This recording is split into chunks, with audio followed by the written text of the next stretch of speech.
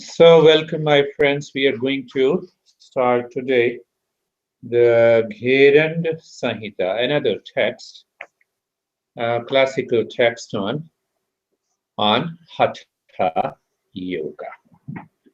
I follow you on YouTube, so it tells me directions screaming loud. It's there?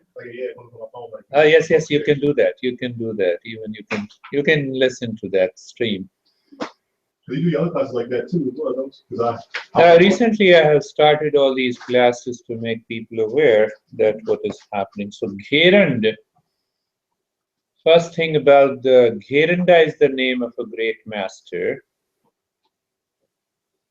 And this text is a dialogue between the master and his disciple was a king, Chanda Kapali. Chanda Kapali.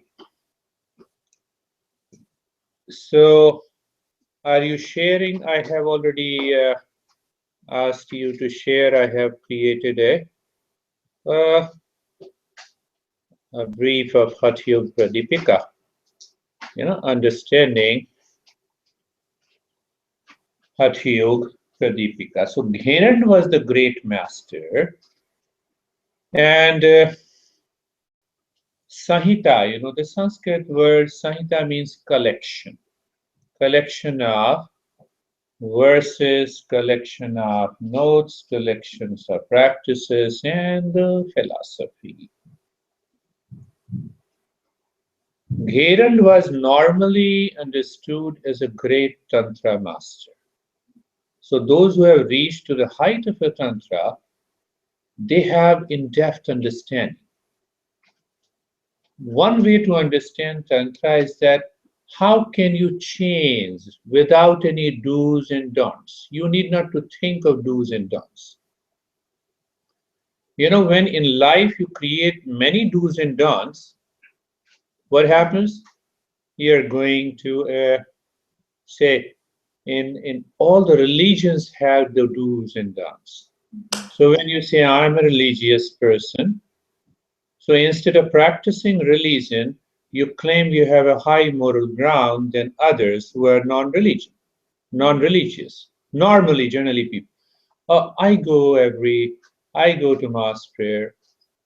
My friends, in India, it's really crazy. We Indians don't allow a single day rest to any god and goddesses. On Sunday, we have to worship sun god. Monday, we have to worship Shiva, the Lord of Yoga. Tuesday, we have to worship monkey god. And Wednesday, the third one. Saturday was a great demon god that we have to worship. If we don't worship, then bad omen will fall on us. We don't have time for doing any other thing except worship. So when my understanding is that when you start anything in life with do's and don'ts, then there's a lot of reaction. It is very challenging to change. So when the Tantra means that you need not to follow any do's and don'ts, it doesn't mean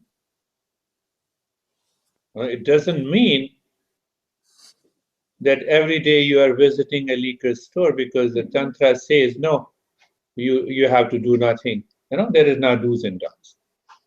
So Tantra basically is founded on conscious awareness and a right perception. Many practices of a Hatha Yoga has been taken from the Tantra Yoga. It is a classical text, the way the Hatha Yoga Pradipika is, that we have studied last week. And normally you see that, look at the King Chanda Kapali was his disciple. He was the king of a very small kingdom, and he approached Gheranda master, asking him to teach Hatha yoga that leads to Raja Yoga. So in the text, he says that, Master, my master, you teach me a physical discipline of yoga that will help me to reach to the optimum level of well-being so that I can continue meditating to reach to the highest state of awakening. So this Gheranda master talks about 7 limbs of yoga. You know, we are always aware of Ashtanga yoga. Ashtanga means 8 limbs of yoga. That comes from Patanjali. So Patanjali is known as the codifier of yoga. So that is the one of the major difference. So before starting the study of this Gheranda Samhita, let us understand some of the perennial principles of Eastern wisdom. First, I explained to you, I think last month, 4H, Heya. There is a suffering in life. The same thing like fourfold noble path of the Buddhism. So in Sanskrit, the first word we say Heya, there is a suffering. Hetu, there is a reason, cause of the suffering. Han, what is Han? Absence of suffering. We always talk in terms of absence of suffering. So yoga and the Tantra never says, oh, when you do this practice, you will reach and you will have a God realization. No, you will have a self-realization. You'll have an awakening. So Han is represented as absence of all the suffering. So what is the way? The Hanopaya, the first principle. You will find the 4 groups of practices in a different format. So this is the first noble path. Are you suffering in your life going to school? No. So yoga is very far from you. Are you going to your workplace? You are enjoying, you have a lot of pleasure in the workplace you like? Oh, so yoga is very far. Why? We are still enjoying and experiencing the pleasures of the life. We never contemplate, are these pleasures temporary? And then I start contemplating. Then my way of perception changes. Am I teaching you? Am I fully aware? This is all a gossip. The reality is somewhere else, but the good gossip. Very nice thinking. Don't think too much. That is why I'm saying you, Michelle. So when you make the things easy in your life, then the teaching becomes a play. Then working becomes a play.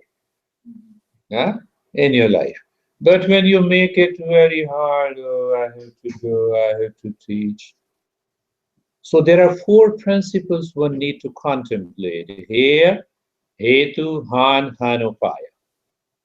Another 4 principles. Now see. Purushartha. What a human being should do in one's lifetime. So that also consists of 4 stages in life. Or you can say 4 works in life. What are the 4 works? What we are doing now? Now we are studying in order to awaken to the truth. Yeah. What we are doing when we are going to our workplace, it's an occupation, earning money. That also is one of the most important activity of our life, or a human life, normally says. Then pleasures, because sometimes what happens, some people at the young age, they have an earning aspiration to go into a meditation, like the Shankaracharya.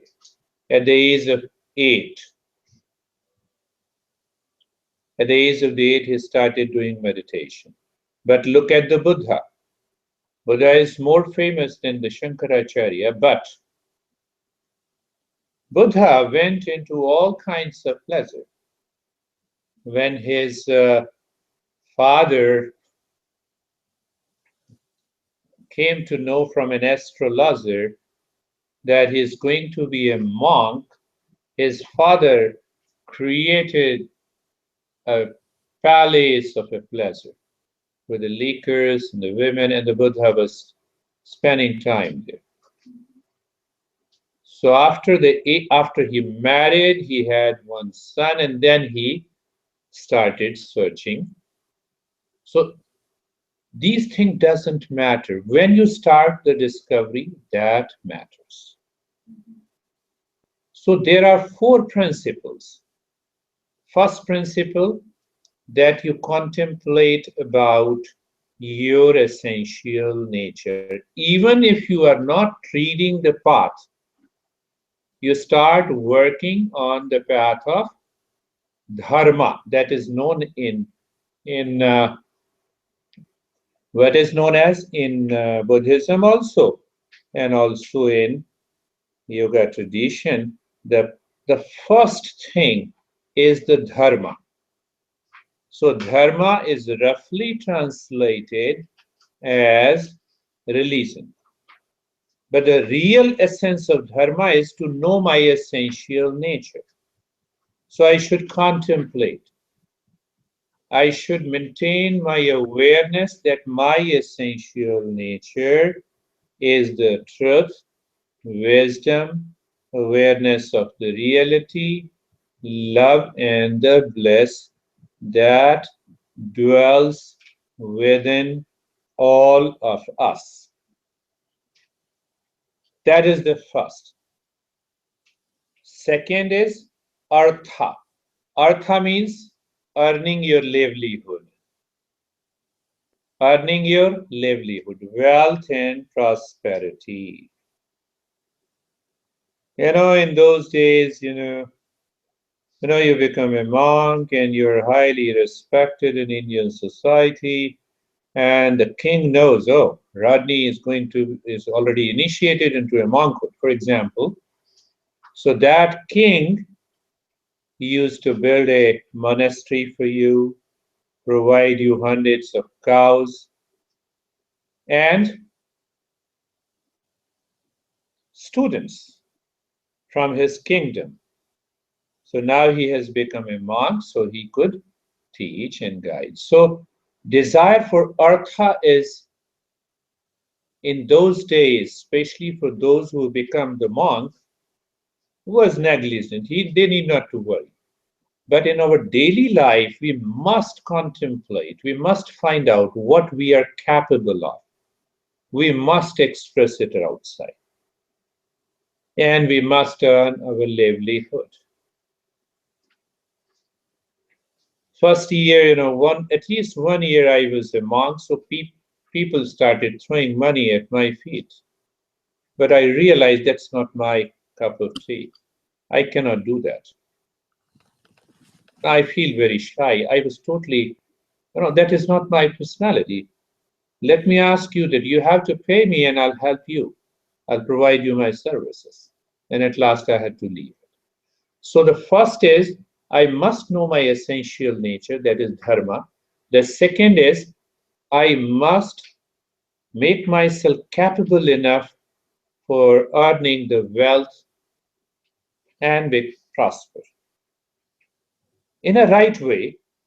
So dharma guides me constantly how to earn, how to become wealthy with right perception. The third is, we all are a human being, but we are also a social animal. We have those instincts, seeking pleasure. Okay, seek pleasure, move into that pleasure with awareness and see, let the pleasure teaches you that it is short-lived, it has shorter life. The third is Kama. Kama means pleasures of life. Dharma, earth, calm. So now as you treat your path of life, it hardly matters whether you're 50 years of age or 20 years or 40 years. Constantly evolve yourself and realize where you have reached. Now your mind says, enough is enough. Let me sit. So the fourth part is known as moksha. Moksha is the last line. Moksha is the ultimate purpose to awaken and realize. So the four principles, four noble paths. What is suffering? What is the cause of the suffering? I'm dealing these topics in a very surface level, and then we will go deeper. The second, what is the suffering? What is the cause of the suffering? The absence of the suffering, and what is the way? The four tenets, four noble paths. Now the four stages of life we all should pass through. So there are a couple of deeper principles involved. I become capable of teaching. I must do it. I must find the opportunity to do it. In that way, when I'm doing it with the right perception, in a playful manner, that helps my karma to drop, and that leads me to awakening and realization. I'm touching on the surface, and gradually we will go deeper. Now, I have found out there are four stages of learning in our tradition. First is learning and engagement. The teacher helps you to learn something and helps your mind to engage, making you understand, oh, this is where you will get peace and happiness, that peace and happiness remains always there. It is a fact. I'm not telling a lie. So once you start learning, say you are attending my classes on meditation, you have attended many sessions. No, the one Janet who attended, who have been doing it for almost 6 months. So when she came 6 months before, always full of stress, and her eyes were out. I said, "What happened to you now?" But now look at her. So once your mind learns and engages itself into these practices, what happens? Then Janet, last month, she was telling me that she has started doing the practice at her home. I asked her, let me know how you do it. Oh, that is how I do it. So you moved into the second stage. You have started educating yourself. I think, Michelle, you know better. Learning and education, teaching and education, educator and a teacher. You know the difference.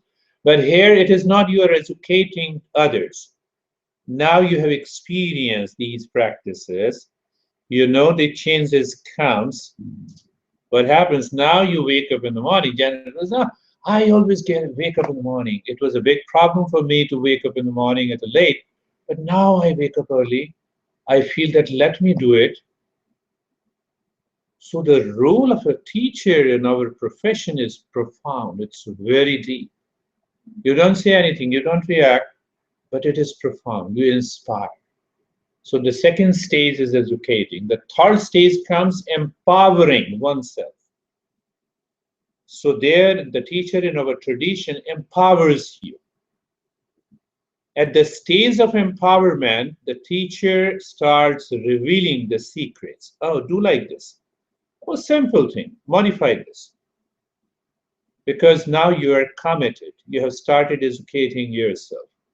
It is a wonderful, and the last one, after 15 years, my master left me and said, left me in a sense that he said, now you are on your own. Do it. Come back. Let me know what happens. So now you have undertaken the journey of conscious evolution and transformation. So there is an inner progress. There is a change in consciousness. What the science has started saying, retrain your brain, you know what? Fire your brain to rewire. That you already start from the first stage. But you realize, you start experiencing the changes have come. So basically, everyone has to evolve and transform one's nature. So again, 444. Yeah. Again, there are 4 levels of our existence. There is a purely, from the lowest level, it's purely physical. Second level is energy, emotional. Third level is mental. Fourth level is spiritual. We all live physically, mentally, emotionally, and spiritually, isn't it? There are 4 layers of existence. You understand what I'm saying? Again, the 4 levels, from the lowest to the highest, ascending order, physical, vital means energy and emotional, mental, and the spiritual. From in a descending order, starting from the highest level of the spirituality to the mental, to the emotional, and to the physical, which is matter.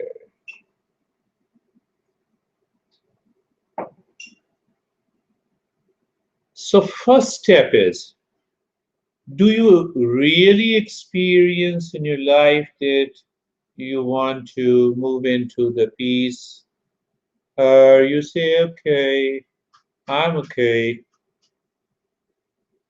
Pleasures are okay. I have a lot of pleasures. I have millions of dollars. And these guys are crazy who are doing meditation. Okay.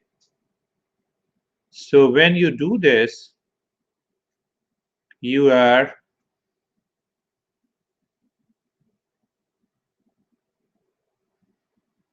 you have yet to reach to that state of inspiration that let me pursue the path. Then how you pursue the path? 4 group of activities: dharma, artha, kama, moksha. Moksha is the last. Keep your eye on the awakening and realization. Start contemplating that the real nature is my essential nature. That is my peace, happiness. So what happens? Now you're working at, you're working anywhere. Michelle, you're working in the school, and coach and supervisor says you anything. You say, yes, sir, you are right.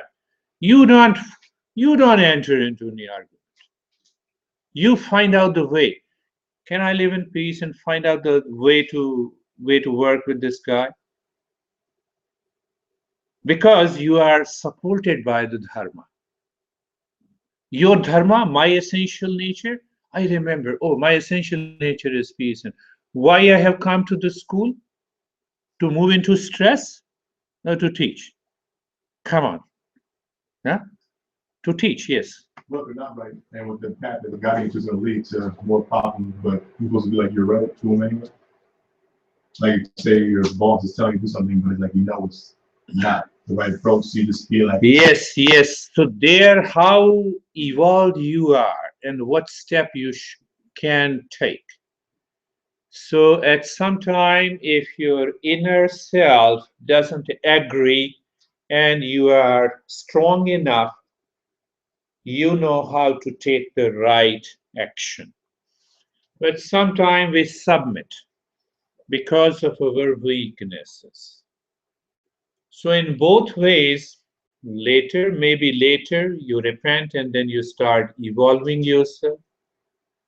So it varies from people to people, how they respond, how strong they are. So I realized in my younger days, I was very timid and shy, not able to speak. Even when I was in a high school, I knew the subject and teacher asked me the question, I stood up and I was crying. I remember that. Not remember as a problem, but now I remember. Oh, and every one in the class knew that I know the answer. I'm a very hardworking guy. So sometimes it happens because of your own level of awareness, and sometimes because you realize that you are too weak to move into a right perception. So there are many facets of our action and interaction in the world. But one thing is there, if you are fully aware, you are treating the path of your own evolution, you will surely find the way to deal with these people. So sometime I realized that there was one director and he was very aggressive. I always said, yes, sir, when I was working with the federal. You are always right, sir. Before he used to say anything, sir, let me know, sir, you are right. And he always enjoyed because I always say him, you are right. You were sarcastic? He never thought, because when you are egoistic, you never think, you never think, Rodney. No. I have realized a lot of people, I have realized a lot of people, even here, the moment I say, you are right. So you can play, you can easily, without getting into the problem. So, that's what I say. Life is, you have to play. Don't get upset with the problems and the worries. They are coming, they have to come, and they have to go. So when you make your life a play and you're happy and everyone is happy. Now see, the life of learning and the engagement, what you do.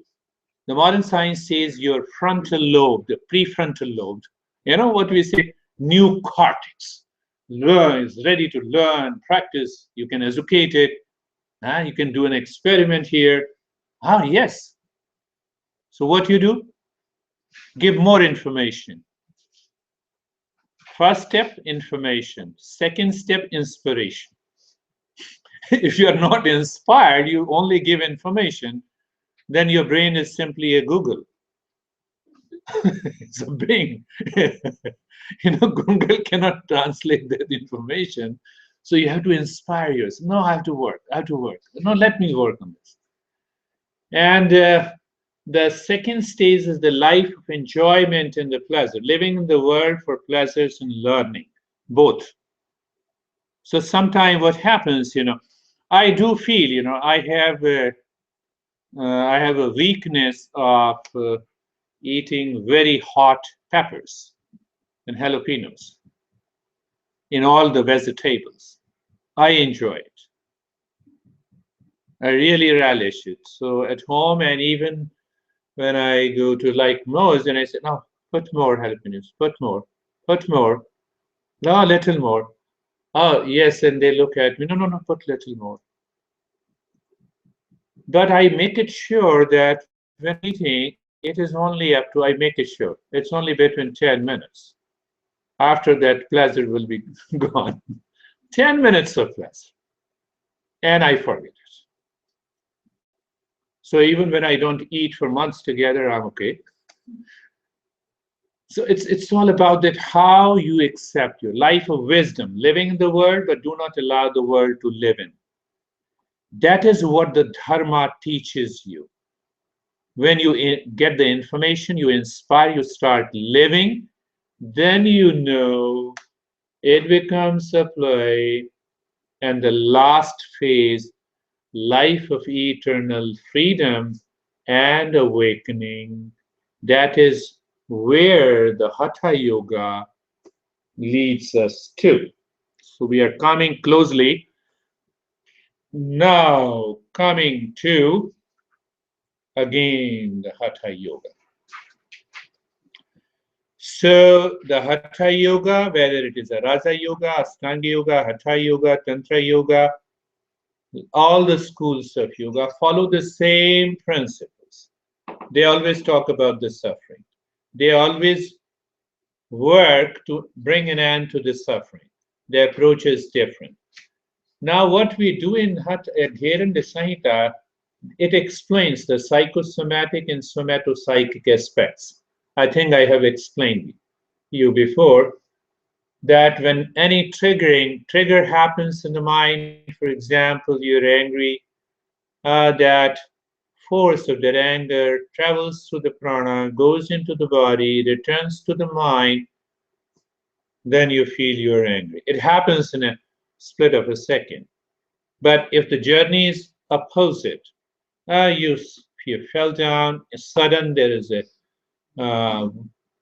cut or a wound in the body, so that also travels from the body to the mind, returns again to the body. I have a wound, bleeding. So that is what the somatopsychic aspect is. So that has been beautifully explained in Gheranda Samhita. We'll talk about that. Explains physiological, psychological, and other changes yet to be known by the science. Good for everyone, suits, but so sometime, you're too much involved into the physical. Have you seen people? Have you find anybody near or your relations? A slight pain in the body, they make it so big. They start crying. And for others, they have an acute pain. They're happy. It's okay. I'll take care of it. So the perception of the pain is variable based on where your mind is sitting. If your mind is sitting in the body, then you say a slight pain. No, I cannot sit even for 2 minutes, 5 minutes. No, this is too much. Let me lie down. Let me sit. Let me relax. Let me stand up. So I had one client, here. No, Acharya. Initially, I was keeping my title, Acharya, so that's why I call it. Now I will remove it. So, Acharya, no, let me stand up and do the practice. I said, okay. You know who is? He's a senior attorney in New York. He's known as #1 attorney in several cases. So he hired me. I used to go to him. Sure, let me wait. And I'm guiding him to 10 minutes of relaxation practices. Within 2 minutes, he opened, sorry, Acharya, let me take a glass of water first.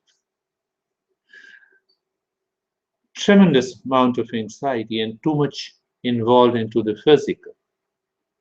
So you can easily pick up. There are characteristics explained in different texts. Who is basically a physical person, who is an emotional person, who is a mental person, and who is a spiritual person. So based on that, you're talking to those clients and you can understand and you can guide. So you'll get something out of this. Now coming to the hot verse in the Hatha Yoga. This is a wonderful verse. I think we should all remember that's what Nasti Maya Samam Pasho Nasti Yogat Parambalam Nasti Jnanat Paro Bandhar Nahi Ahankarat Paro Ripu. So what it says, there is no bondage like the wrong perception, the illusion. Just to give you an idea, when you guys look at me as a person, as a human being, it is a right perception. The moment you look at me as a crazy person or intelligent person, both are wrong perception. If you see me crazy, then you will keep a distance. So you're moving into a wrong perception. If you consider me I'm an intelligent, you will try to attach. That is also a wrong perception. Very nice. Huh? What do you think? No, that makes sense. But that can't be positive. Huh? If you Right perception means that you are seeing the world as it is. There is nothing right and nothing wrong. So one day I went to my master, I said, Master, bless me, I'm not succeeding. He looked into my eyes, came very close. Acharya, at least one day you should bless yourself. Why you are begging blessing from me? You know what this conveys? Yoga means totally self-reliant. And then he said, because you are ready, the blessing will flow. Blessing is always there. So seeking a blessing from somebody or some place or some psychic or from some stone or from some crystal is a wrong perception. So you have every time your mind, mind craves. Some friends comes to you and say, oh, Michelle, this psychic is a wonderful. Look at me. He has done such a miracle to me. And Michelle instantly believes it. And Michelle forgets that peace is my essential nature. It cannot come from anybody except me.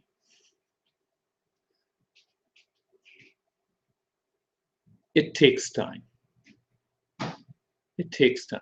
I have done almost everything. I met hundreds of psychics in India. I said, I will do everything, provided it should happen. This will happen. Perhaps nothing has happened in my life. I met more than 50 psychics. Yes. My question was more like, say you view someone as intelligent, like not that you're going to attach yourself to them, but you want to gain their knowledge. Definitely. Your education. Sure. So that's where I was wondering. So yeah, once is that you are open to the knowledge. I would say I learned to remain detached with my master after a couple of years. I continued going to him for 26 years. Continue regularly, every Friday, doing my job and then almost traveled for 150 miles.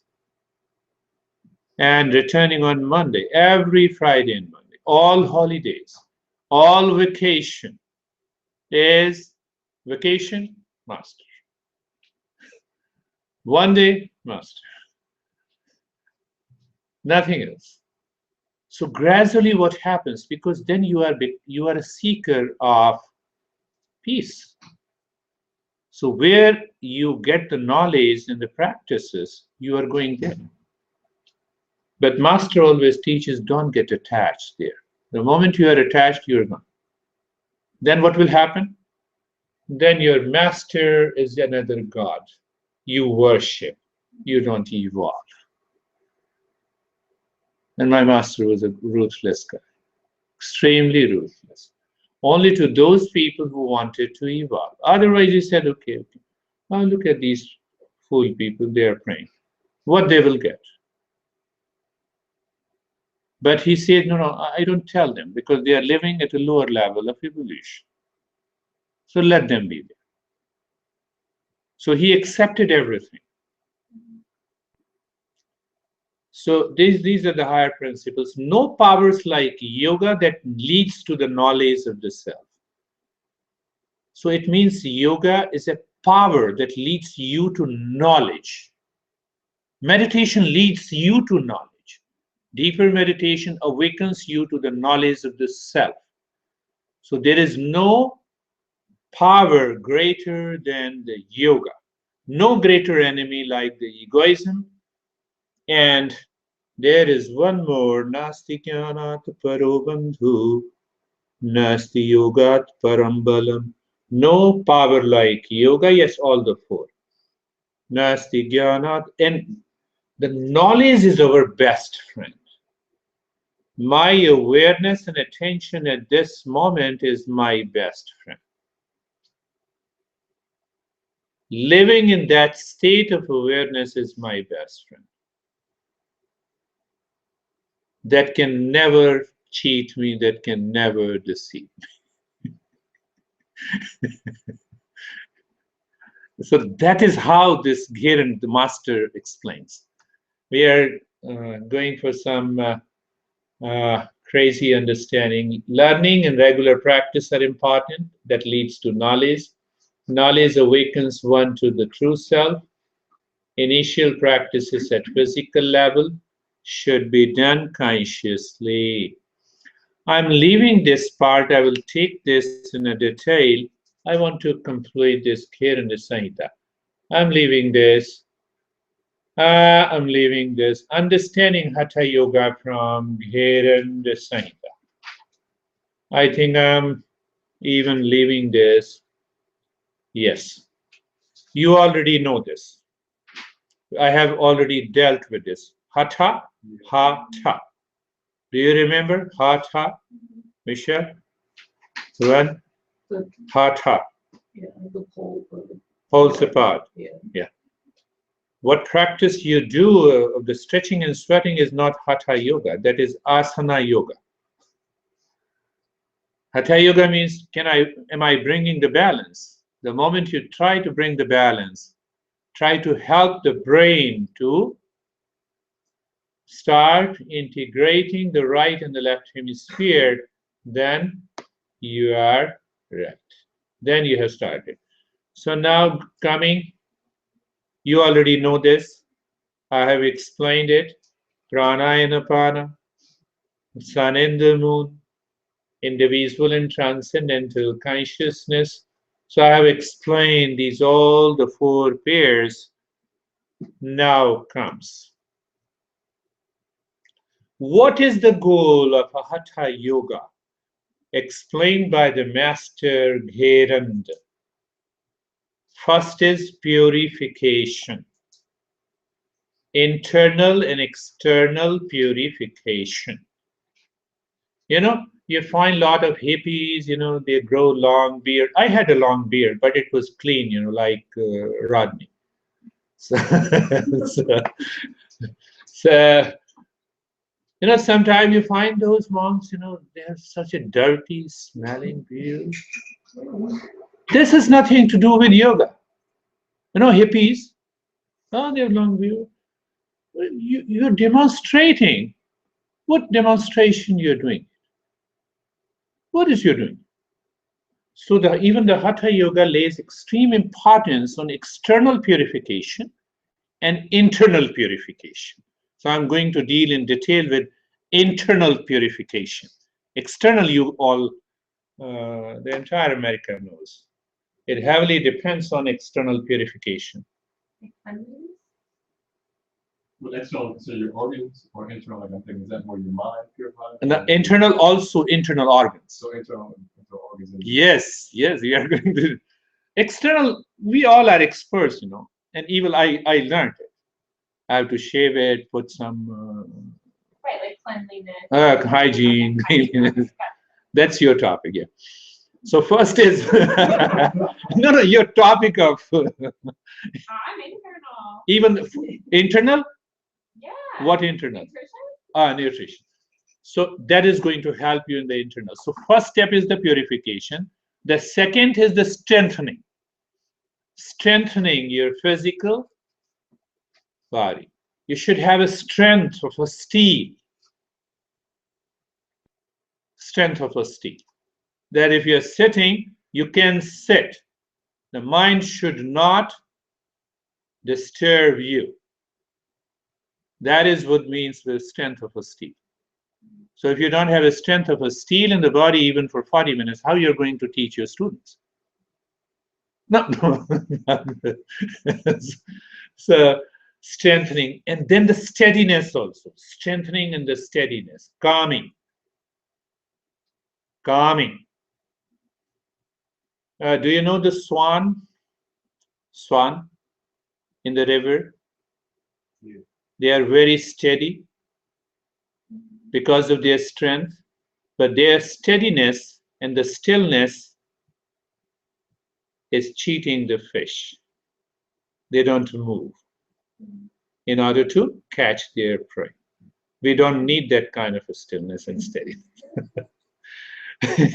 One of the scripture, Kaka Cheshta Bhako Dhyanam. It's such a beautiful wisdom. And after studying psychology, they give you hundreds of examples like this. The swan meditation is to catch the fish, is to catch the prey.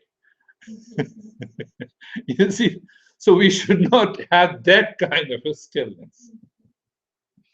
You understand that?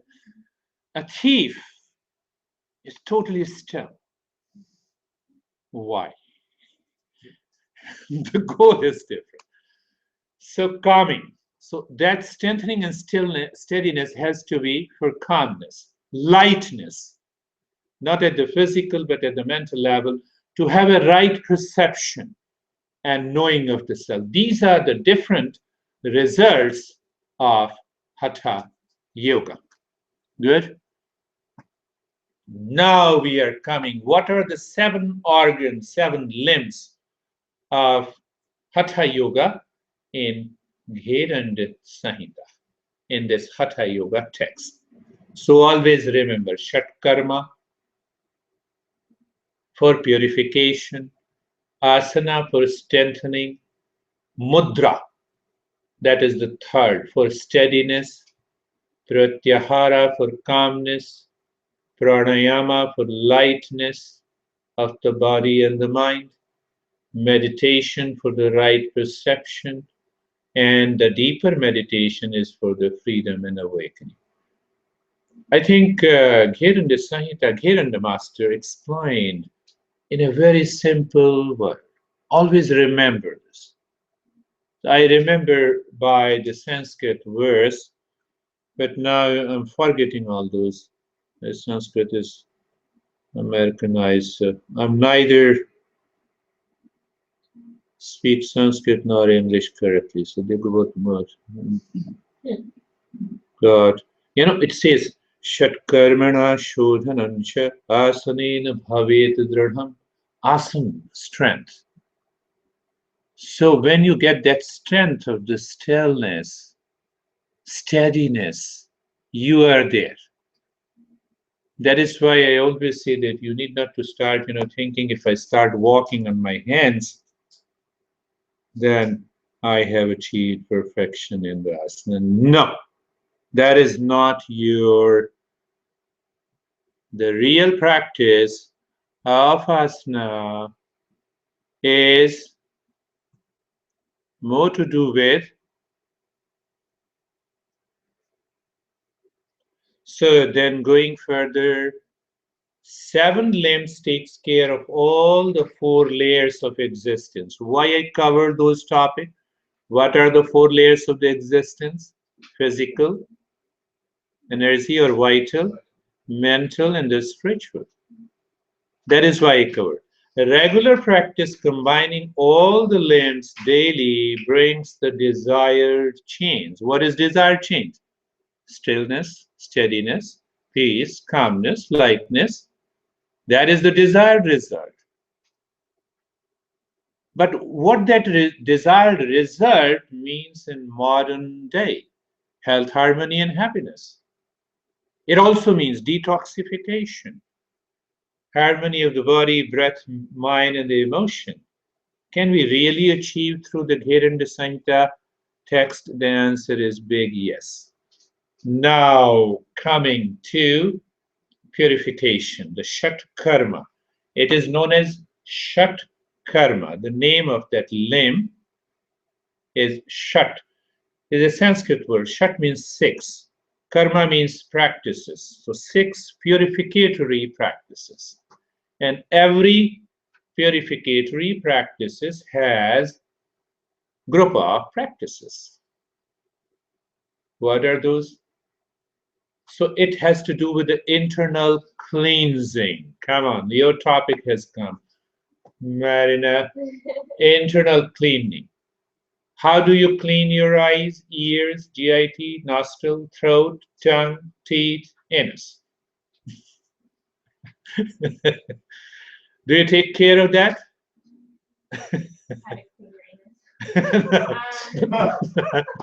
Not only anus, but eyes, ears, GIT, nostril, throat, tongue, teeth.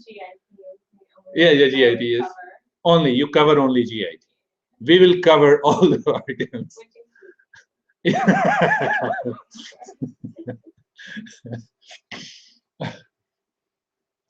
Bringing many organs under conscious control of the mind.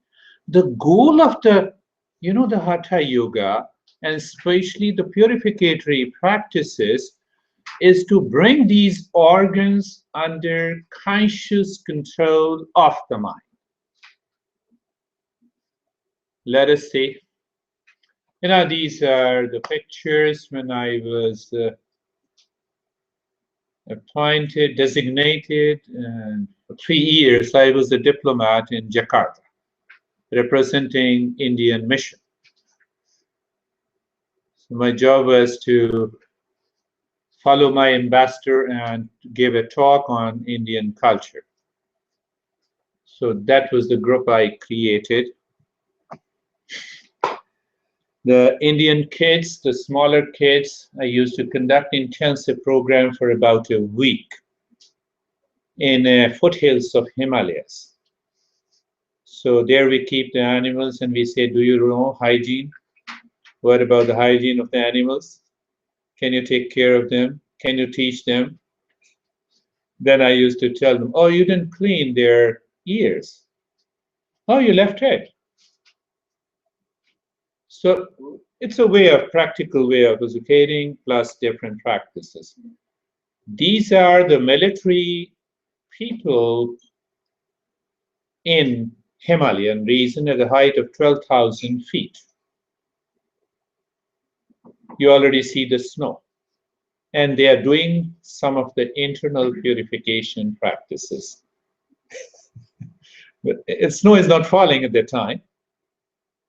The day before, and I'm in the black and the white. Here I am. One of the internal practices, I had long beard. That's why, when I see Rodney, I see a very long beard. So this is also, you see the back Himalayas, and these are the barracks where the people are doing. It is the same. This is who is me. You see long beard? Can you recognize me? With the specs. So these are the kids near the Ganges River. There is a monastery. So again, we used to invite 50 kids, and we used to train them for about a week in simple practices, that how they should excel in their family life, in their school life, in their social life. So they are enjoying. I asked them to do the Padlotus pose on the other side of a Ganges river. And so everyone is very happy. I said, no, I'll take your picture. Come on. So they are very extremely happy that, oh, this is what is. Yeah, this one, yeah. So then you have, this is in Jakarta where I was posted. So in the Indian mission. So normally diplomats and ambassadors used to come. We have a cultural center. So Brazilian ambassador asked me, oh, why don't we do those internal cleansing practices? And then I proposed it, and all those diplomats came. They are doing Jalneti, you already know it. Jalneti. There is a pot. No, there's a special pot. So they are doing Jalneti, they are cleansing their nostrils. And I'm showing this is me. I'm showing them another internal cleansing practice where you drink 7 or 8 glasses of warm water at one go, and then you vomit it out. So your cough and the phlegm comes out. Your esophagus Respiratory passage becomes clean. Hyperacidity also dissolves. So those practices we are going to understand. You already know this is, the thread that I put inside the nostril and bring it through the mouth. I'm not doing it to you, Marina. I know. That cleanses your nostrils, both the nostrils. Huh? How does that go? Through the mouth. Yeah. You put it inside the nostril and bring it out through the mouth. No, nothing happened. Yeah. So these are the practices. He is a governor of Jakarta, the right one. So he said, "No, can I do it?" I said, "Yes." So we know that we have an expertise. We know from what is the nasal passage, then it can struck to your small tongue. So the more we realize, even when I'm inserting that thread into your nostril, I realize it has already there on the small tongue. The people who are doing it, they may not know it the first time. Yeah. And then what happens? I say, no, it is already there. Put the 2 fingers, hold it, bring it up through the mouth. So once you bring it out through the mouth, then what you do? You clean it. Yes. You clean it. You'll never have cold and cough and sinuses. So after 1 week of the training, this is a monastery. One of my students who was in those orange-colored, monk. So what happened that I left that monkhood, he continued to remain as a monk. So I taught him yoga. So I had a lot of past coming back. Now coming back, explaining you the different practices. How many groups of purification? 6 groups. Shatkarma. First group is known as dhoti. Dhoti. Dhoti means, and dhoti are of different types. That is antardhoti. Antardhoti means internal purification. Dantadhoti means teeth purification. Hridadhoti means related to the heart. Mooldhoti means rectum or the anus. Then antardhoti also divided into a couple of categories. Wind purification, water purification, fire purification, and outer purification. It becomes subgroups. We are talking only of one cleansing practice, then there is a groups and the subgroups. Now coming to the single practice of Vat Sar Dhoti. Now see, those practices can easily be done. In America, people simply ignore it even in 200 hours of training. I'm not asking you to do difficult practices that you don't want to do, that you don't like to do, but the simple practices. Now see, the name appears very complex. And what is the practice? Make the mouth like a crow's beak. Inhale slowly. Fill the stomach. Move the air there. Exhale slowly.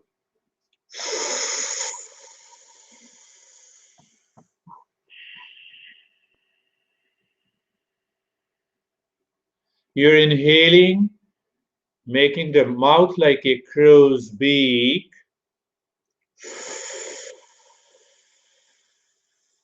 Filling the belly, breathing out. Now this master says it purifies the body, destroys the illnesses, increases the appetite. So now you don't feel there is a lack of appetite. There is some flatulence. There is some constipation. Why don't you do it? Why don't you? You can easily guide. There is no harm. There is no side effects. How is it different from like the nostril breathing? Is it just That is pranayama. Here we are talking of internal purificatory practices. I know. I'm just wondering how like the deep breathing, how is it physically different? That there on those pranayama, you always retain the breath inside. You keep the ratio, yes. Here it is not. Now you'll understand many of these practices I have included in my program. Yeah. Manages constipation, flatulence, anxiety, it calms down the mind. You have hot flashes, you feel your hands and feet are becoming sweat. Just do the practices. Guide people, or just do it, play. Let's do it. Eyes closed and do it. So, and you will see within 5, just do it. Maybe you do it 10 times and let me know what happens. No, it hardly matters. Just do it. Don't worry about it. So, what you do? Long and awareness on the belly, yes. And when you do it on the belly, you do it on the belly, breathe out through the mouth, breathe out through the nostril. Breathe out through the nostril. So you inhale.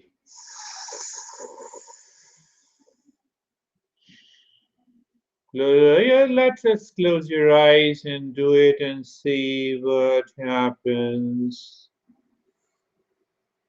You'll feel the coolness in the hair even if you do it 10 times.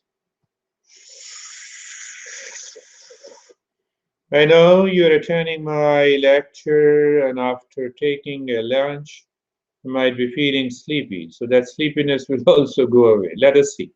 That's why I'm asking you to do it.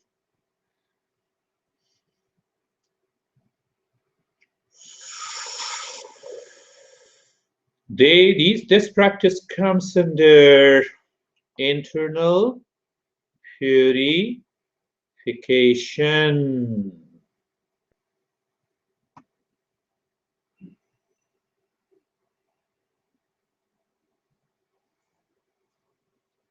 Internal purification.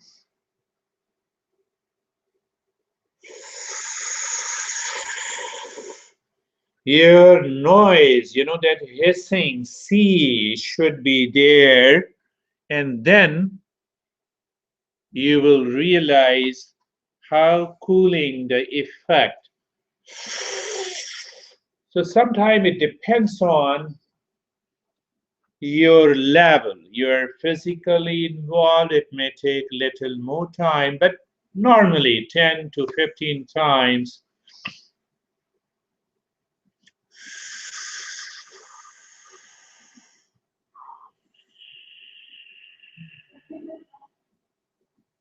And open your eyes. A little bit of calmness, little bit of awareness returns, isn't it? So if you do it regularly. How long should you do a breath like that for? Or like when do you? I normally I feel, when I lie down on my bed, I said, let me do it. Oh, I feel very good. Body feels very good, calm, and then you sleep.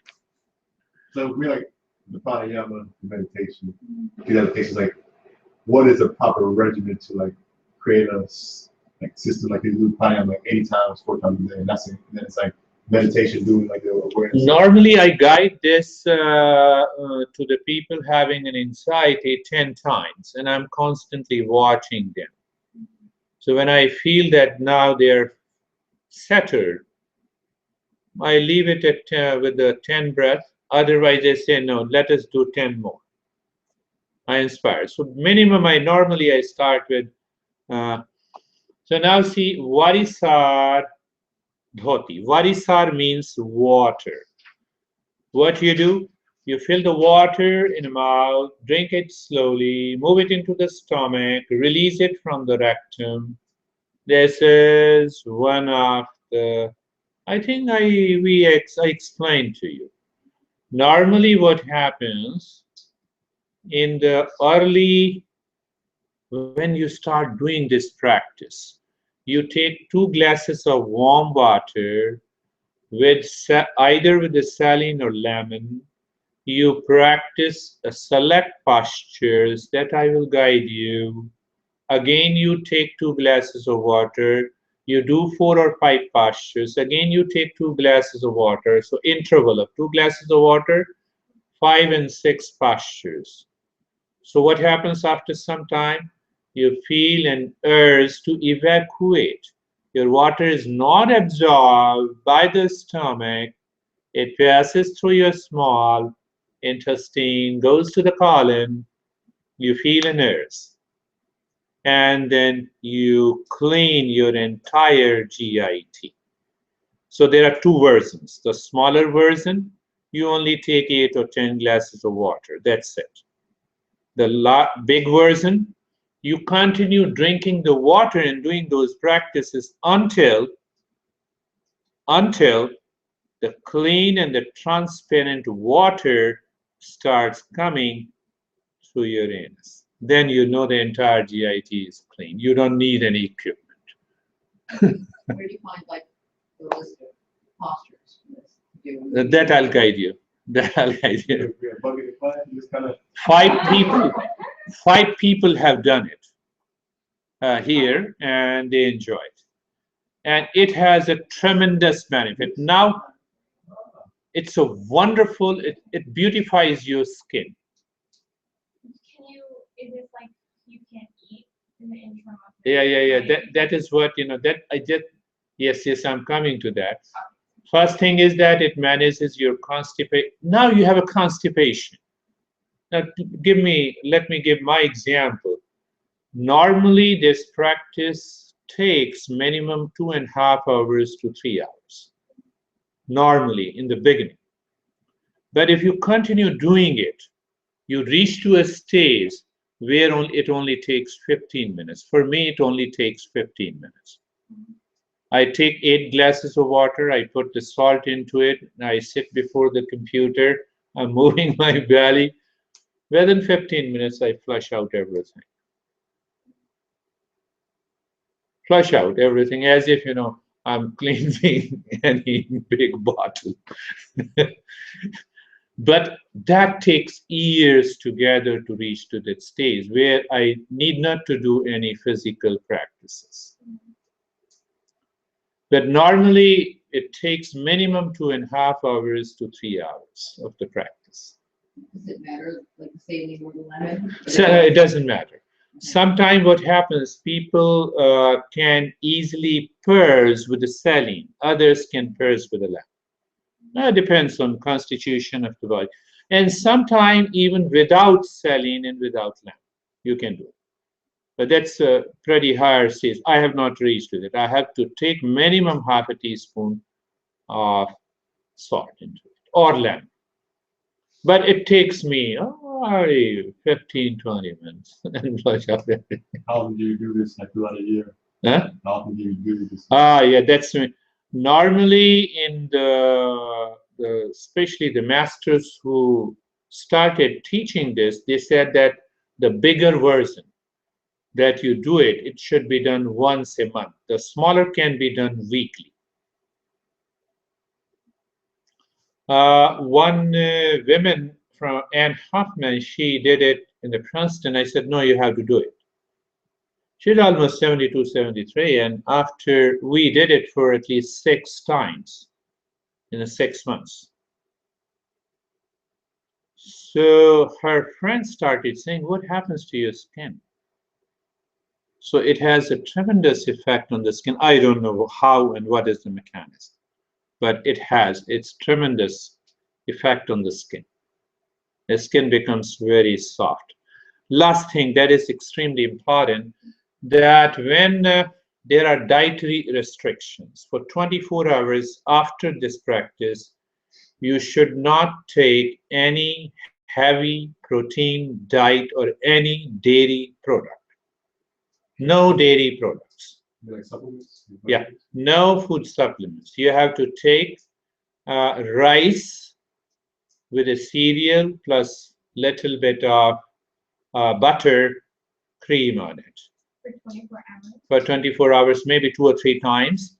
And after 8 hours of doing that practice, you can take fruit juice or papaya without any acid into it. No acidic fruits like orange, bitter apple. You can take papaya and sweet apples. It is a wonderful practice. That is my experience. So, Agnisara. Now coming to the next practice. I'm covering. This you can do it easily. What is Agnisara? You are lying down on your back. You exhale completely. You hold the breath.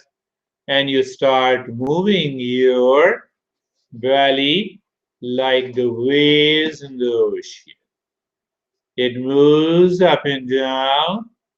Minimum you reach to 100 times in one retention, nothing like it. Did you understand? You're lying down on the back. You exhale completely. You hold the breath outside. Then you start moving your belly up and down, up and down. Belly, you are retaining the breath. So I modify this practice at least 3 or 4 ways. You can do it while breathing in, you can do it while breathing out, you can do it without. So you exhale completely.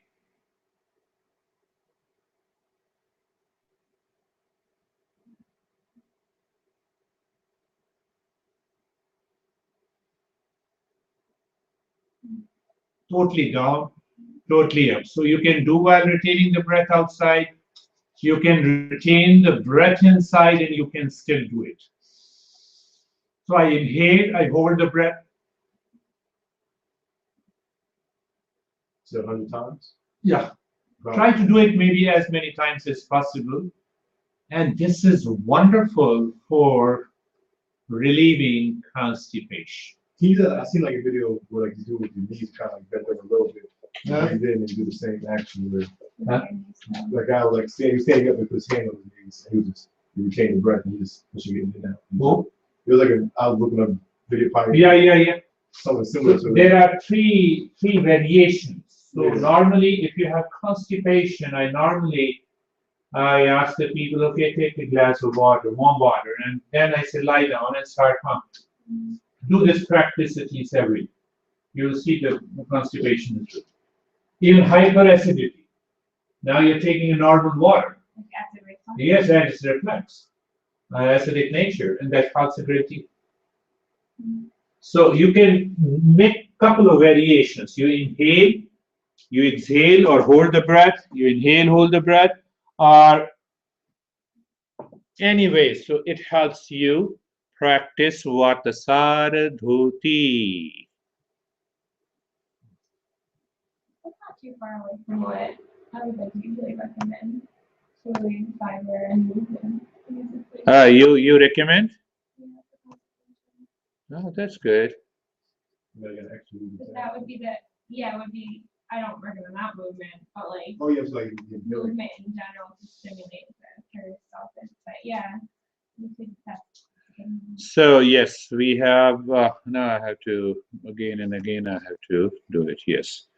So now coming to another practice, Bahiskrata Dhuri, inhale through the mouth like, we have already done. Retain the air in the stomach and push it out. Retain the air in the stomach and push it out. Now this takes a very long, retain the air in the stomach and push it out through the mouth. So the previous practice is that you are inhaling and exhaling. So here you retain the breath for some time and then you push it out.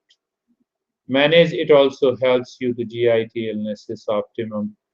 Now you see that one thing that you have already understood, the disciple asked the master Gheranda that how I can attain the optimum level of physical well-being so that I can devote my time in the practices for higher practices of meditation to reach. And normally people miss these practices.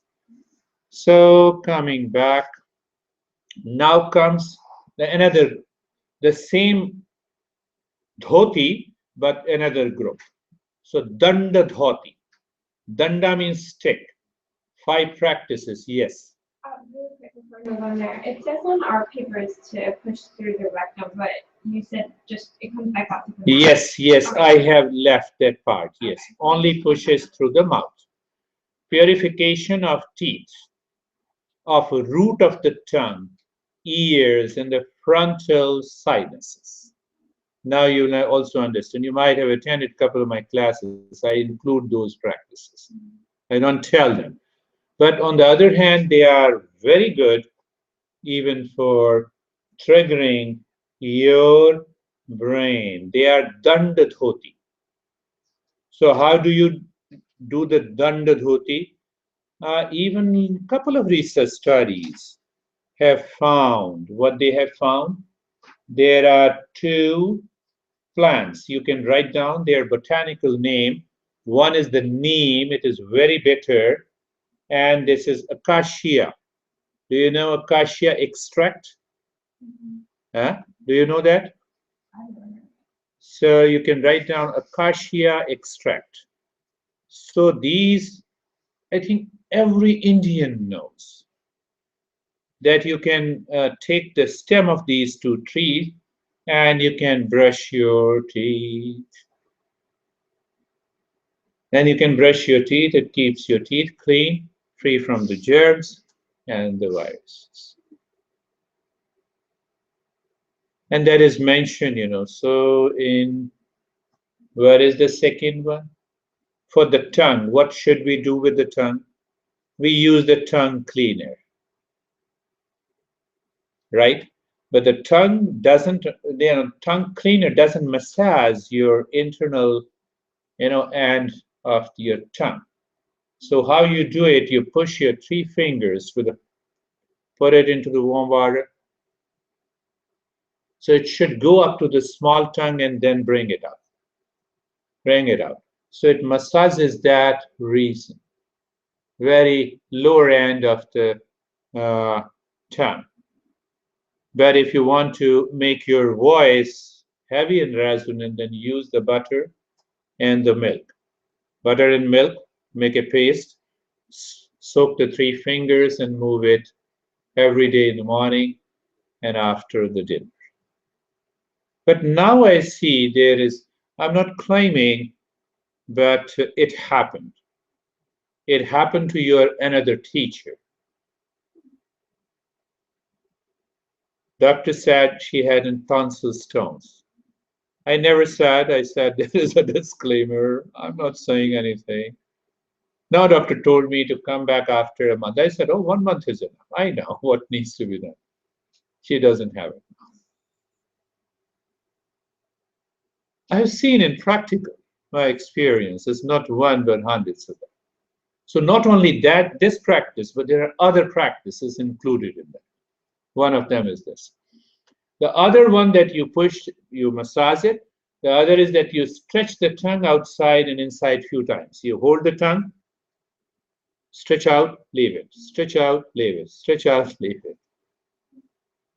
So that's another way and comes under the internal purification. Involves practice moving three fingers outside and inside over the tongue until it touches the root, cleansing with the water, rubbing with the butter and milk, stretching or exercising the teeth. So there are 4 steps involved. Butter and milk. Huh? Is there anything else besides butter and milk? Maybe for, I don't know exactly. I cannot tell you that why butter and the milk. It was very popular. A lot of the. Yeah, a lot of butter and milk. Maybe that the Indian tradition, like cow's milk, they eat a lot of butter. It has a lot of fat in it. It has a lot of fat in it, which could act as a cooling. Yeah. So we have to figure out why it is. So you're right. Ronnie is rightly observed. We talk a lot about buttermilk, fat. How do you not gag when you're doing that? Practice. Yeah, I guess it's like a reflex you can control, right?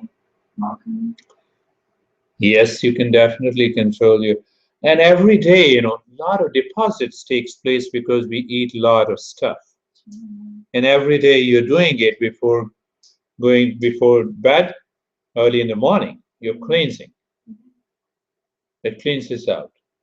So morning and before sleep, so let us do a practice. Push index fingers inside the ears and rub and move it in a circle with the force.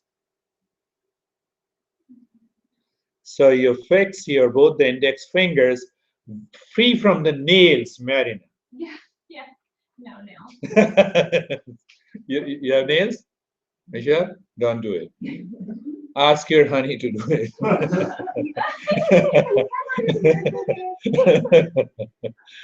Michelle, you have nails? No, I bite them. I have to know it, literally. So you are free from the nails. You can do it. So that helps you. So obviously you try this and that helps you. There is one benefit, if you're doing it for a longer period, you hear some sound inside, that's, let me take it casually. Kapal Randhra Dhoti. There are different names. Rub outer surface of the nose up and down with the pressure of the thumb to the top where it joins. You see that? This helps a great deal. I have given this practice to a lot of people. Every day you wake up in the morning, if you have sinuses, if your nostrils are blocked, continue doing it until you feel both the sides of your nose becomes warm. Do it at least 5 or 6 times. Once you rub it, you feel the warmth. And once you feel it and you leave it, you'll feel, look at the smaller practices. They have a great help, even if you guide these practices to the kids. Those kids, their nostrils are blocked, and you say, okay, let me do it. But don't start doing it too forcibly and you bring the skin out. so, yeah, moisturize. Yeah. And so coming to the Hrada Dhati. Hrada means the heart. So that means Dhati means cleansing. So cleansing your heart. There is a rope. Rope? The cotton rope or the jute rope? Rope, a string, a thread. Yeah? Yeah? A string and thread, and there are 3 threads twisted, one over the other, and it becomes a thick rope. So that danda cotton stick is prepared with a pure cotton, and it is almost 1 inch and 1.5 inch in diameter. I may have one, so I have to find out and then I'll show you. And on the top of it, it is like the cotton threads are kept open, so that surface remains very soft. And it is about 1.5 feet long. So don't get surprised. We are doing very simple practice. So we soak into the warm water and bring the tongue out, and we put it inside until the small tongue. So once it reaches to the small tongue, we move it in a circle and bring it out. So entire cuff in that region that may be causing the inflammation, that may be causing the tonsil stones, you simply prevent it. So that is one practice. The second practice that I explained to you, you take a lot of warm water inside. I normally can take 8 or 9 glasses of water at one go. And then bring it up with a gag reflex without any effort. So it is, I stand up and then I make a 90-degree, bring the tongue out, comes out. So it comes by the practice. Now think of that. You have acid reflux, you have hyperacidity, you're taking a lot of pills to suppress that, and you do it daily. Within a couple of weeks, you can see the result. The third one is the Vastra Dhoti. These are 3 typical, and I think I have done all the 3, and I can do. So there is a 2-inch wide plain cotton cloth, which is 22 feet long. It is like a band-aid, band-aid. It's a roll, band-aid roll, but it is made up of pure cotton, which is little thick, so the thread cannot remain inside the bag.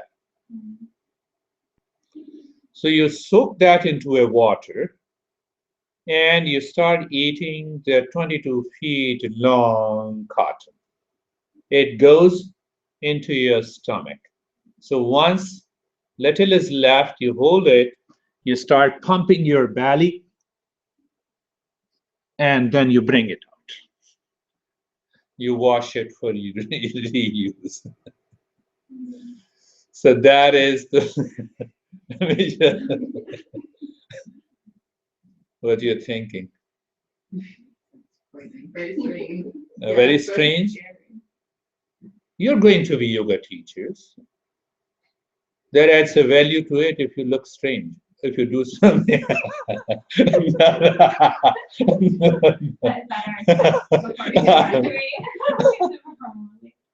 People do while they start walking on their hands. They see, oh, this is yoga. I think these things are better than that. So these are the different practices, and those practices I have done for years together. And I got obsessed with it, and I said it will help me if there's an internal cleansing. My mind will also be clean. So one of the crazy masters used to tell me, he was so much obsessed. He said, no, everything will happen. How? No, it aids you in meditation because the body is still. But how can this is going to help you to meditate? You have to sit. You have to do. So there's a lot of misconceptions about it, but they are good for internal purification processes. And if you have some concern, you can use it. Danda dhoti, cotton stick. Yes, I have already explained. Cotton stick is moved inside the mouth until the root of the tongue and drawn out few times. Cleanses the mucus. It is extremely beneficial for asthmatics and singers. You also said that there's many other practices besides this, the non-physical things like the breathing. Yeah. Asanas Yeah. Are also good for all. Also good. Now see, there are two parts. Your breathing, it has a different effect on asthmatics. You're doing these cleansing practices, it has different effect. Okay. You see that? The phlegm is there inside, and if you can bring it out, if you can clean the respiratory passes by any means. Question is, do you still need inhaler? No. So provided, can you do it? Can you guide them? But the best part is that if you know it, you have done it, you can guide easily. You know it. Otherwise, it's little, not little, but too much. Vaman dhoti. This is the same. I told you that to drink warm water as much as possible. You push 3 fingers in the mouth and until root of the tongue and draw. Now see what happens. I take a glass of water. The moment I need not to put even the 3 fingers, that expertise comes. So it is your mind consciously says, no, now come out, and the water comes out. I gave only one liner. All these practices helps you to have a conscious control over different organs. That is the key. You have to reach to that stage. Vastra dhati. I've already explained. 22 feet cloth is swallowed and drawn out. You draw out to remove mucus, acid. And we have seen at least hundreds of our students and the patients when we in a hospital. Now let me tell you one thing. Where I was working, it was a 40-bed hospital, a yoga hospital. So we had a doctor, we had a pathologist, we had the physiologist, we had a biochemist, psychologist, and a yoga expert. So all the 6 streams used to sit for consultation. So first, anyone who comes to our institute has to go to a medical doctor. Diagnosis. Well, medical doctors are very good at telling you what disease you have, how many investigations you should go through. That is a fact. And then they should come to a psychologist and a physiologist and a yoga expert. So we used to say, oh, is it severe? No, we will not. We can take care. So we used to discuss and argue. And ultimately we'll finalize, okay, admit him in 40 days in the hospital. And then they undergo all these kinds of training. So it has a lot of benefits that you have already, it is written, I have already given you. Mula. Mula means rectum. Rectum, anus. You were talking about it. Practice inserting raw turmeric root into the rectum and moving in and out to cleanse the rectum or through the fingers. So either through the turmeric root, which is raw turmeric, you peel it so it becomes, or so it, I don't know how they say they have written in Gheranda Samhita. Possibly we can see that it manages flatulence, constipation, anxiety, indigestion. Not only anxiety, but it also helps you in managing your.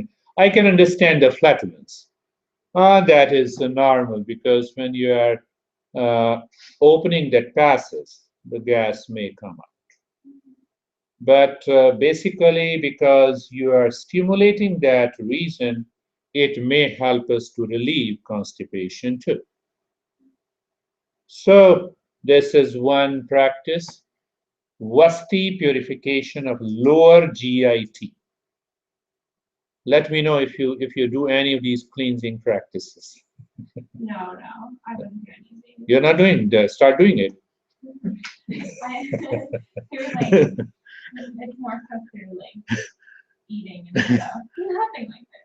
How many groups of purification in the Vasti? Two types, the Jal and the Sthal Vasti. Jala means with water. Sthala means with air. Lower GIT means rectum and the colon. One thing that I have explained to you, that you sit in a bathtub and you suck the water through your rectum and you churn your belly and throw it out. So that is known as water basti. Means that you are doing that basti with water. I cannot do now, but I used to do it. And let me show you the posture. So you can suck the air into the rectum through the anus and you can throw it out. The way you are breathing through the nose, you can do it through the rectum. It makes also a big sound. So what happens? You're cleansing your rectum, you're stimulating, you're bringing that region under your conscious control. So I can show you the posture, but now I cannot do it. It takes a lot of time. I call it, so this posture, you do it. So you keep that. And then you exhale completely. The moment you exhale, you're able to open up the anus and you suck the air. And when you inhale, the air is pushed.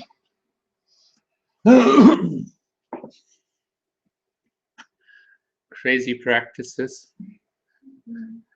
But a couple of them are simple. Jalvasti, this is the Jalvasti.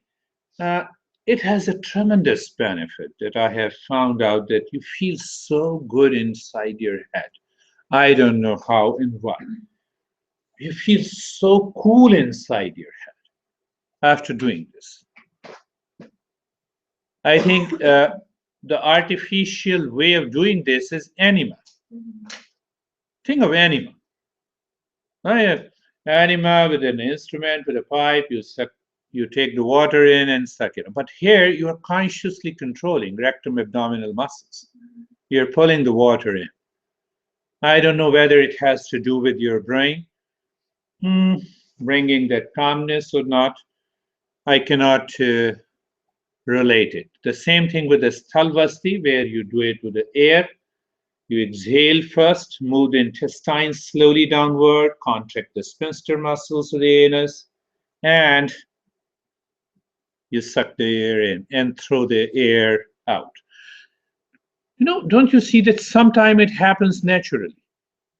The air is passing out, you know, in case of flatulence. And someday you're totally relaxed, and sometimes you feel that the air is going in. The anus gets opened up. Normal, you know, some days when the body is totally relaxed, you sit up from the lying down position and you find out. Or sometime you lie down. So it is all about the conscious control. Wait. Done? Done. So now you can, we have not done. A few more pages. Yeah, that's I'm looking at it. So why it is maybe few more pages. Maybe yes.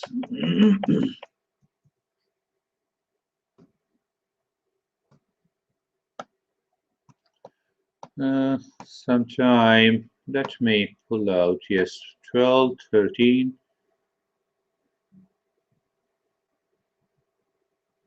Principles of we have done this. We have chapter defined yoga. We have done. You're done. Where is Dhoti, Agnisar, then Dhoti, yes. Yeah, Jibha, Karna, Dhoti, we have done. Yes, we have done. Hrad Dhoti, we have done. Vaman Dhoti, Vastra Dhoti, Mooldhand, Vasti, Jal Vasti, we have done. Salvasti, Neti. So now Neti means nose. It is related to nostrils. There are 4 types of Jala Neti. 4 types. Is it really? And these 4 types, at least 3 types, one can do it. But I'm adding a disclaimer to you guys also. I do it, but if you do it, then it's good. Yes. So one is water, other is sutra with a thread. The third is with dugdha means milk. 4th is butter oil. 4 types of neti. Yeah. Perhaps, these, maybe for social reason, yeah. Like the coconut milk and like milk from a cow. Like see what the difference would be. Yeah. But I see the most of these texts were contributed by the masters who lived in North India. But if I go and study the text of the South India, the butter oil is not mentioned. There's more of coconut oil is mentioned. So it is based on the reason. I could see that because we have a coastal cities spread all over South India. It is an Indian Ocean, but North India is a part of the Himalayan terrain and region. It's cold. It's okay, it'll take a lot of fat, a lot of butter oil, and in the terrain. So these 2, yes.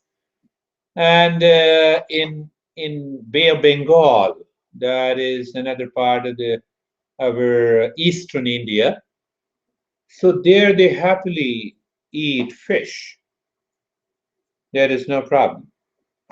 So the 4 types. Now we are going to finish, Michelle. So understand this part. Yes, let me explain this. The Jal Neti, you already know there is a Neti pot. It is already there. Also, you can find out it's a small knob, and you put the saline water into it. You make your head tilted at 60-degree angle. You put the knob of that neti part on the upper nostril. Start breathing through start breathing through the mouth at the time, and the water starts pouring down from the other nostril. The same thing that you do it when you are fixing that knob on the left nostril, the water starts coming out through the left. And during that period, you always breathe through the mouth, keeping the tongue out, so that the water should not go inside your respiratory passages. So after that, it has to be clean. So you have to do the Kapalbhati, or fast breathing, until the nostrils dries up. If they don't dry up, it may lead to cold and cough. If you dry it up, it benefits. Same thing with the Sutra Neti, I have already explained, very small, you've seen the pictures. So bring the, put the thread inside the nostril, bring it through the mouth, and then you rub it, the entire nasal passage is clean. The other way, I did it, at least, I don't know. I cannot say that it benefited me or it really benefited. So Dugdha Neti, the neti with the milk. So one of the teachers asked me that if you do it for 6 months regularly, what you need to do, in a glass full of water, full of milk, warm milk, it should be totally filtered. There should not be anything so that it should stuck into your nasal passage. So instead of drinking through the mouth, you drink the milk through the nostril. And it goes into your stomach. What are you thinking, Marina? No, I just really like to check out. So that you drink it from. It makes sense to do the neti. Sometimes the water goes From into your your mouth. nose. But Yes. Stuff, like You start drinking through the nostrils, but it definitely goes into your food pipe. Right. The other day, because sometimes it will come to your mouth, sometimes it's wild. So Yeah. So you're right. Right.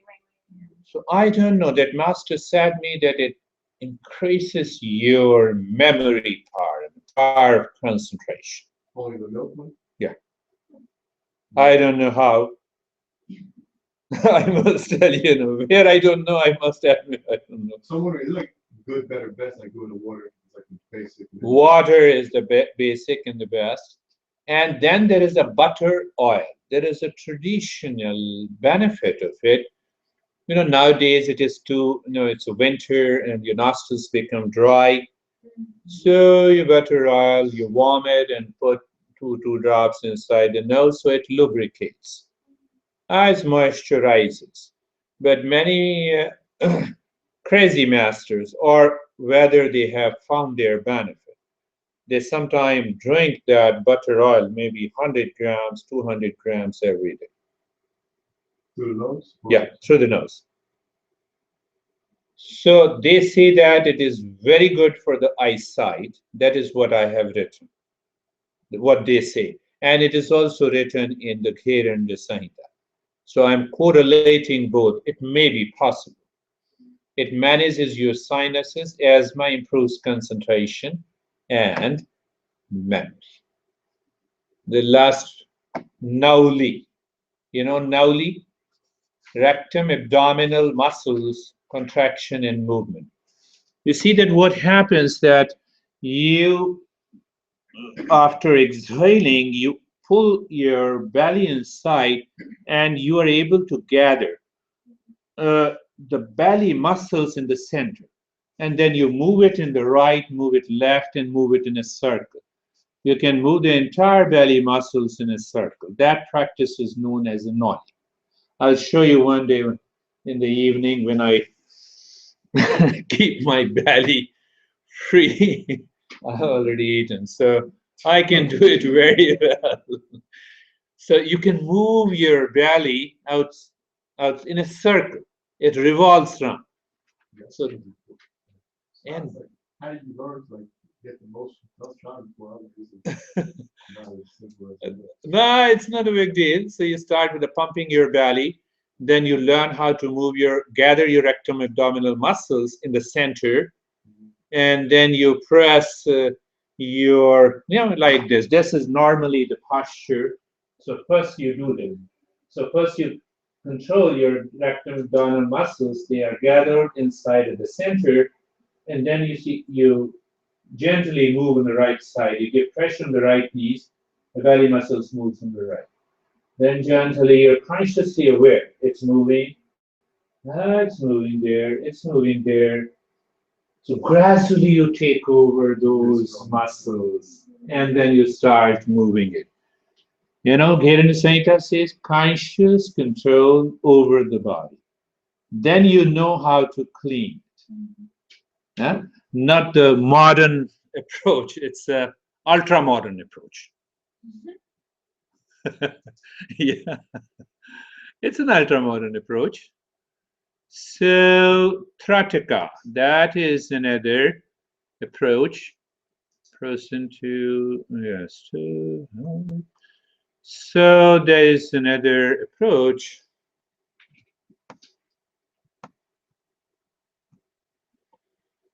Tratak, gauging.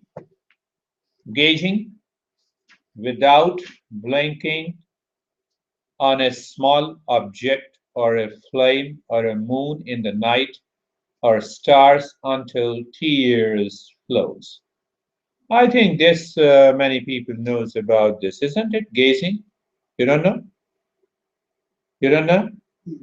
Even you help your kids, even help your students. Kids, I mean the students.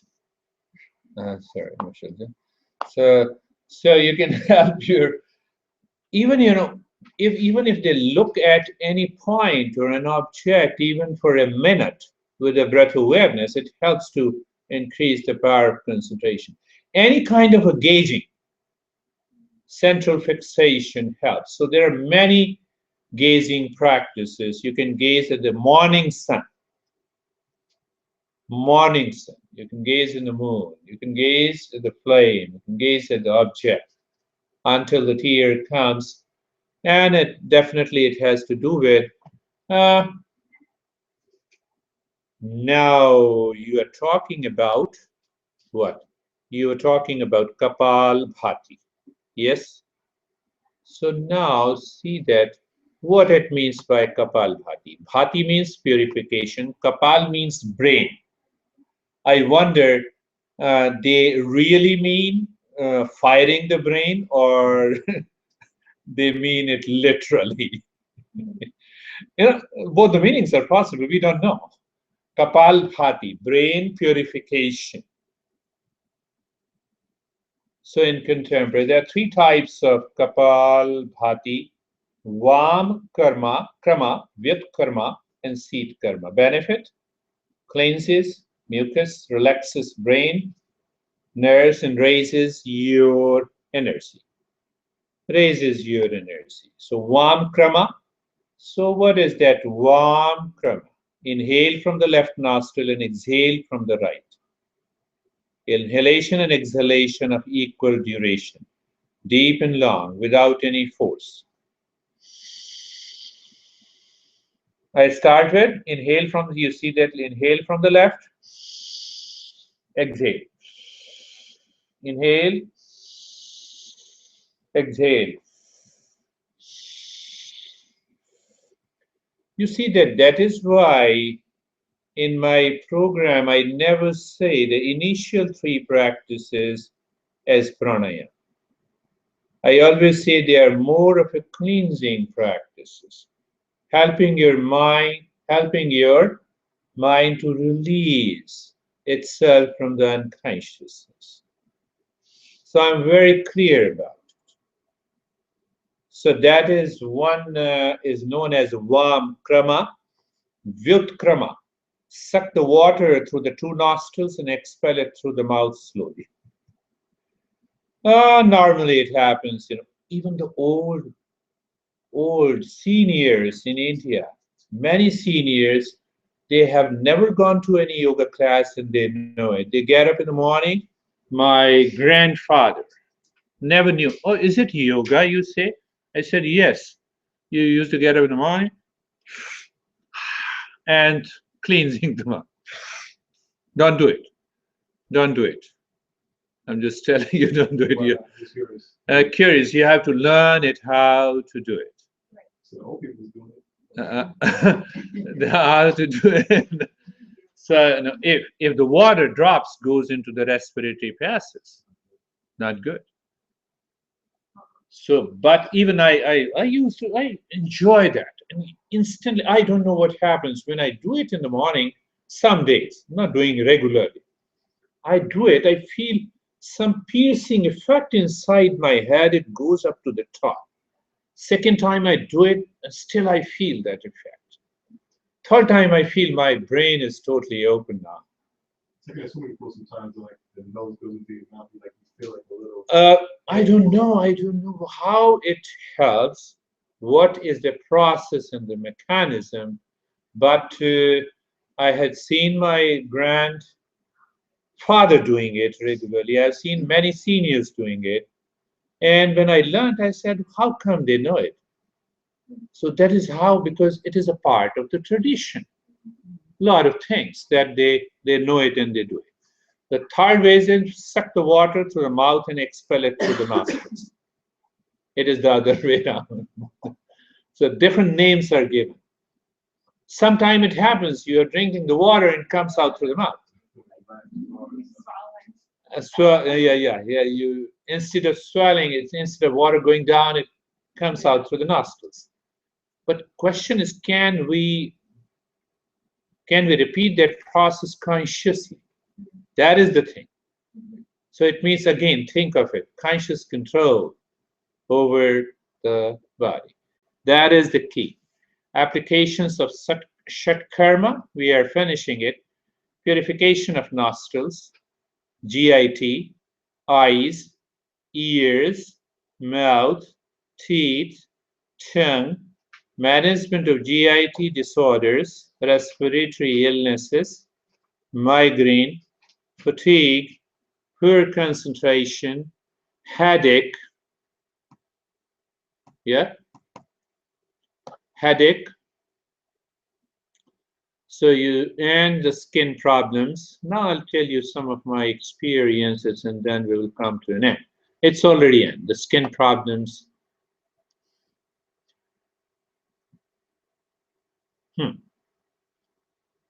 So Shatkarma plays an important role. I would see that even if you use the smaller practices, very small, easy practices, like this one you remember, alternate you remember, kids at home, sinuses are there. Let me do it, let us play. Let us play, do it, you do it 10 times, let me do it 10 times. If the kids have problems with the sinuses and asthma, look at it. So why I presented this Gheranda Samhita and specifically this chapter, because the next chapter of the Hatha Yoga was also the Shatkarma, the purification. So it combined both. So it is an exhaustive understanding in Gheranda Samhita. See the application, what applications can easily be done, used in our daily life.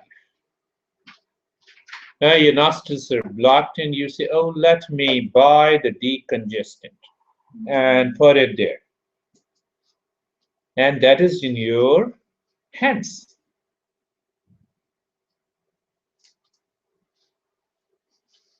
So any question? Shatkarma means 6 purification practices. And every group has subgroups. So all the practices goes about 35 and 40 different practices. So you have to go through it again and find out which are the simple, easy to do practices. And then you can make a note of it. Let that note be handy for you. In the beginning, you may not be aware what to be given. So once in a series, you make it handy. it becomes easy for you to remember. Sometime I think smaller kids, they had a chronic constipation and they say, no, I have an acute pain in the anus. What to do? So now there is another modification. My grandmom used to do it. Rodney, the same butter oil, they used to put it into the anus. They said, yes, it is warm, it will soothe you. But the grandmother used to guide. The moment I put that butter oil, you contract the rectum muscles inside, anus inside. When I leave it, you release it. Contract, release. Contract, release. You're stimulating the sphincter muscles and easy evacuation of fecal matters. And that's when you were a kid? Huh? That's when you were a child? Yeah. My grandmother used to do, and when I started learning, I said, oh my goodness, she knows more than me. Another try, in those days, my grandmother, when they used to see that kids in the family had a chronic constipation, they're crying, they feel pain, she used to take organic soap, a small piece of it, soak into the water, and start into the anus. Now, the quality of like butter, oil, and milk in America the same as it was in no, it is totally different. It directly comes out from the butter oil. Milk directly comes from the dairy, and then it is converted into a butter. It was totally a different quality. Here the quality is different. There are 60 different kinds of butter. There's sard and a lot of stuff. No stuff is there. So we have to use totally without any stuff into it. And so a lot of things I started learning. I said, how come my mother, when my son was born, mother put some oil here, again the same butter oil, and started massaging. I said, why you are doing it? Press? No, I'm not pressing it, just putting, gently massaging. And she used to say it helps you to increase your power, concentration, and memory the moment you do it at the time of the birth. So all those practices were traditional.